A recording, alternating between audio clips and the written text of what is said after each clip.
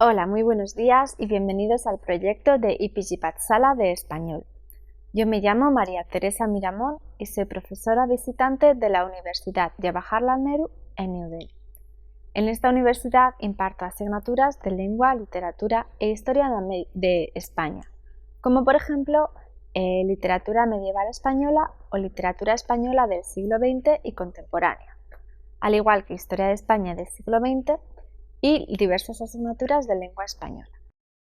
Hoy vamos a comenzar con el módulo 12 del paper de Historia y Cultura de Hispanoamérica, que se titula La economía colonial, que se titula Fases de la economía en el Nuevo Mundo. Podemos hablar principalmente de 5 etapas económicas durante el colonialismo español, que van desde el descubrimiento del Nuevo Mundo hasta la pérdida de las colonias. Vamos a empezar con la primera etapa. Cronológicamente la situamos desde la llegada de los primeros conquistadores hasta la mitad del siglo XVI aproximadamente. El sistema económico utilizado por los indígenas de trueque o de intercambio pasa a manos de los colonos, sustituyéndose por la contribución de bienes, productos y servicios como mano de obra mediante imposición. Es la etapa de mayor esplendor económico. En esta fase se trasladan los principales órganos administrativos castellanos y se implantan en las colonias, para que estos controlen, organicen y distribuyan los diferentes aspectos gubernamentales que van a afectar indirectamente a la economía de la corona, como por ejemplo las audiencias. Pasamos a la segunda etapa. Desde mediados del siglo XVI hasta el siglo XVII hay una etapa de cierta estabilidad.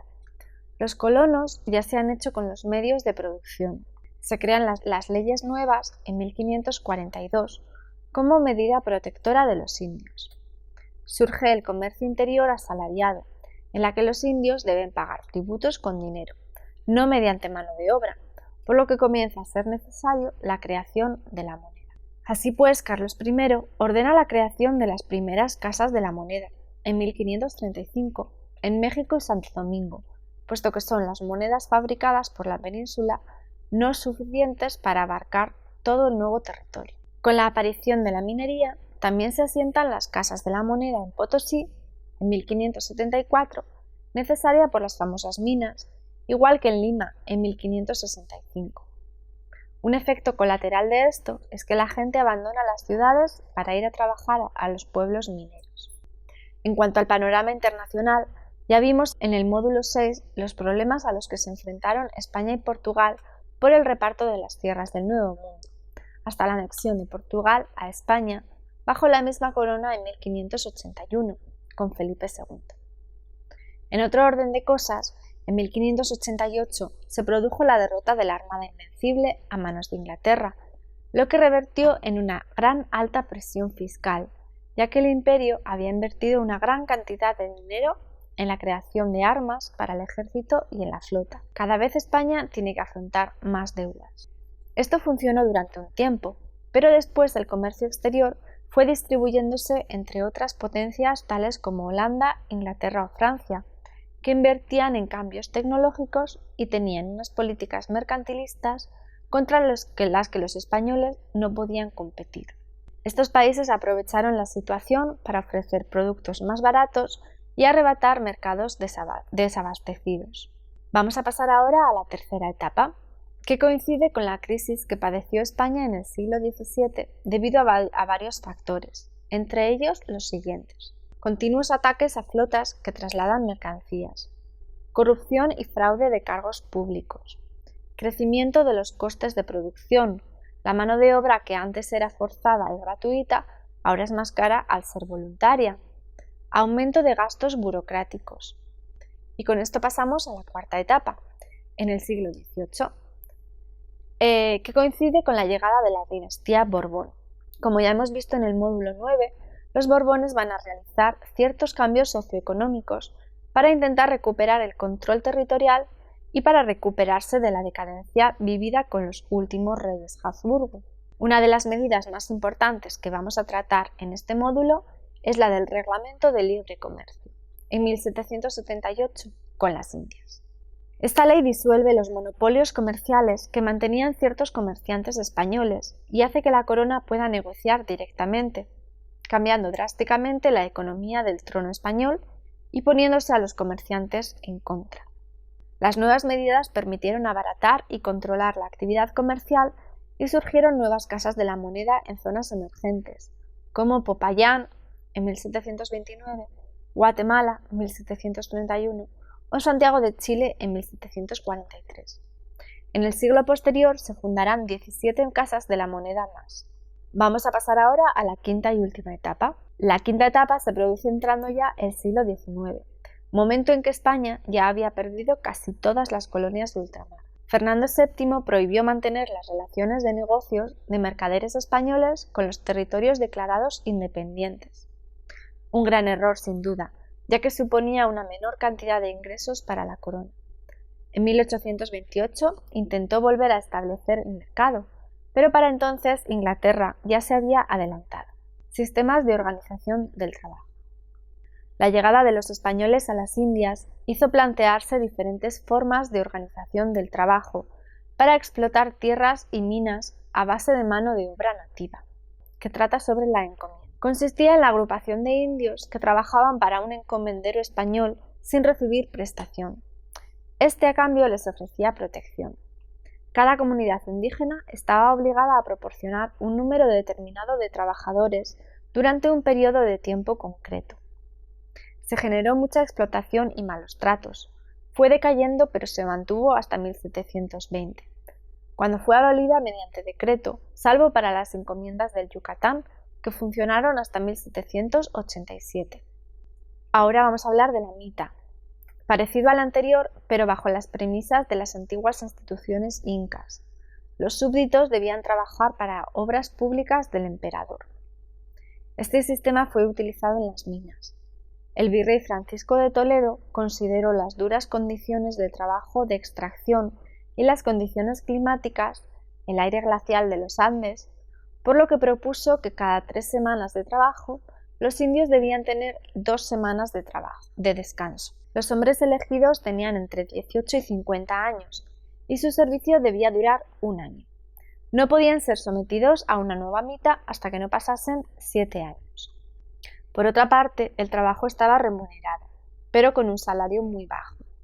En invierno se trabajaba de 10 a 4 y en verano desde 1 hora después de salir el sol hasta que oscurecía, con tan solo 1 hora de descanso.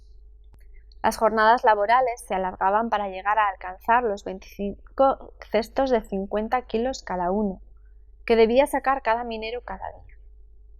Los indios dormían en las propias minas o cerca, y fallecían o caían enfermos por las defensas bajas, resfriados a causa del contraste del sudor entre la mina y el aire glacial al salir, o por la aspiración del polvo en los molinos, etc. Y además se les aplicaba castigos corporales con el látigo para incentivar el trabajo. El virrey conde de Lemos condenó al gobernador o corregidor de las minas de Potosí por no cumplir la ley y solicitó a Carlos II la abolición del sistema de mita, aunque fue Felipe V en 1719 quien firmó el decreto, pero curiosamente no fue enviado a las Indias.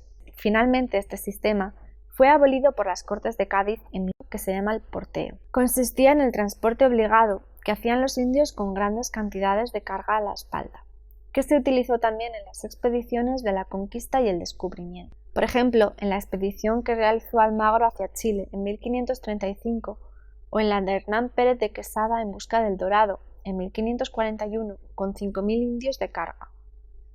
La Audiencia de Santa Fe en Bogotá ya venía denunciando estos abusos, pero solo cayó en desuso con la utilización de mulas, que habla de las rutas comerciales.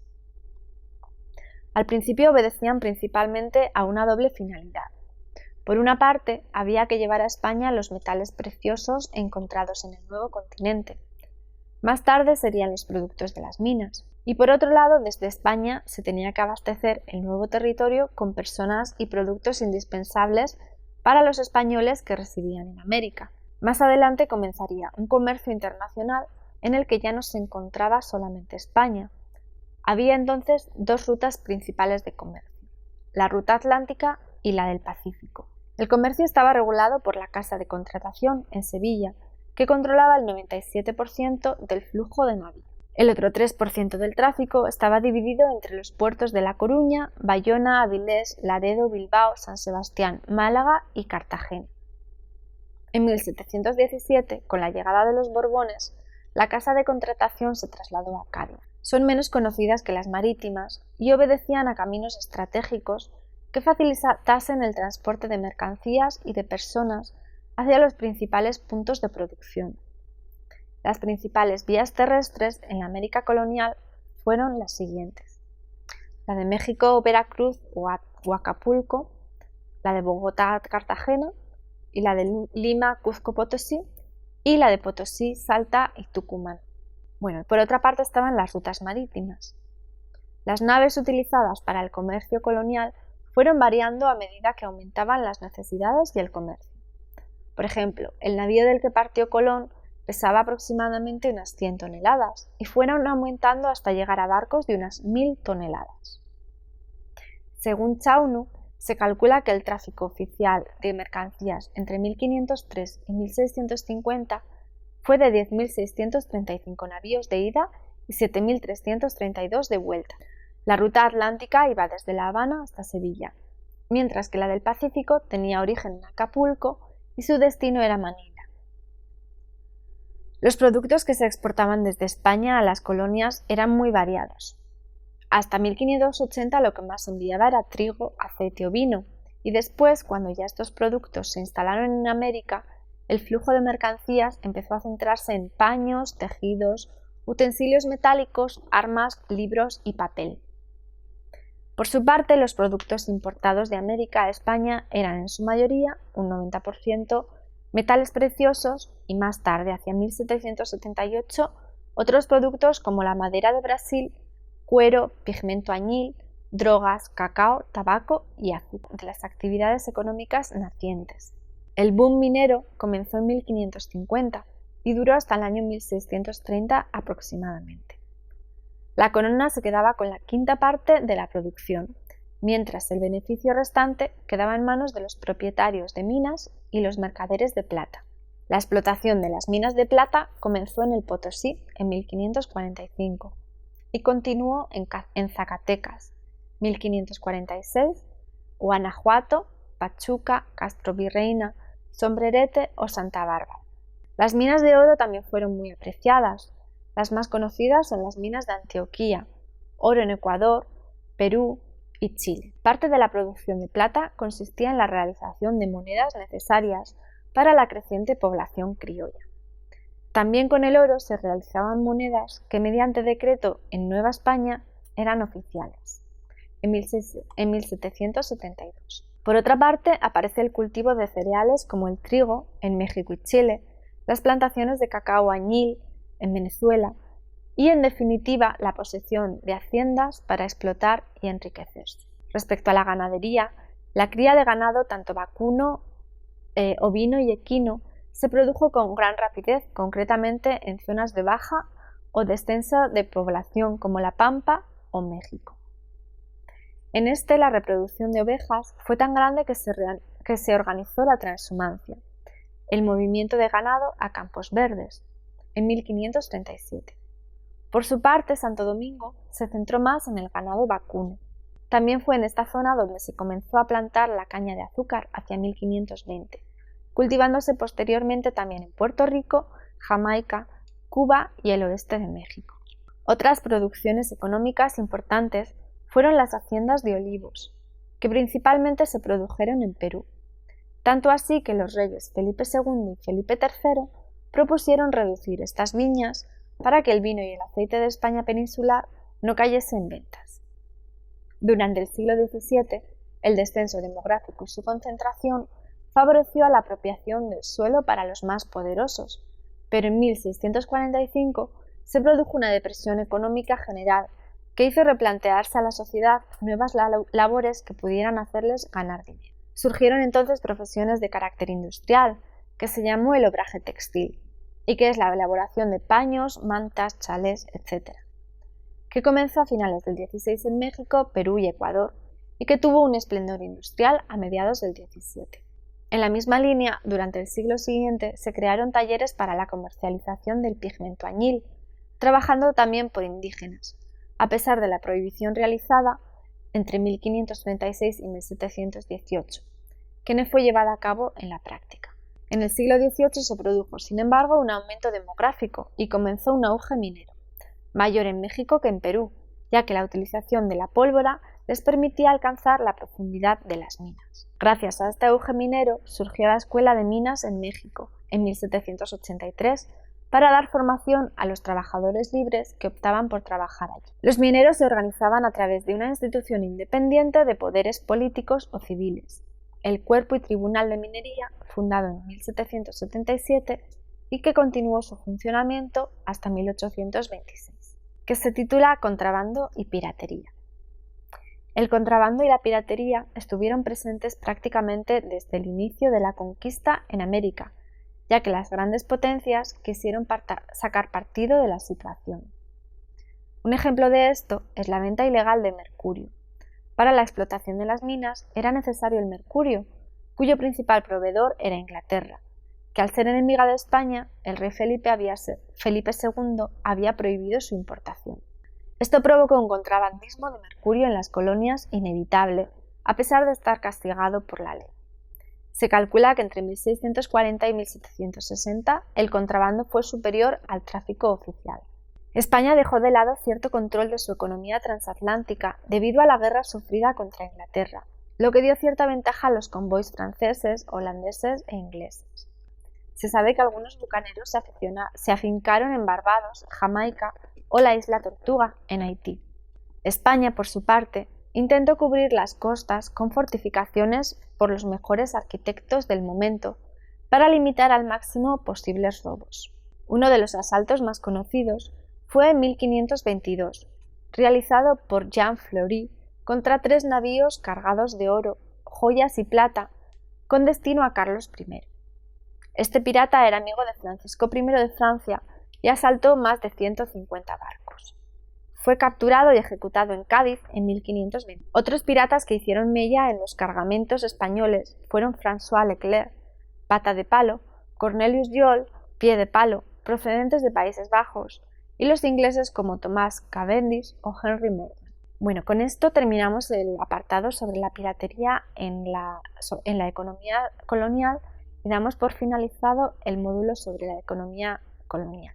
Muchas gracias por habernos escuchado.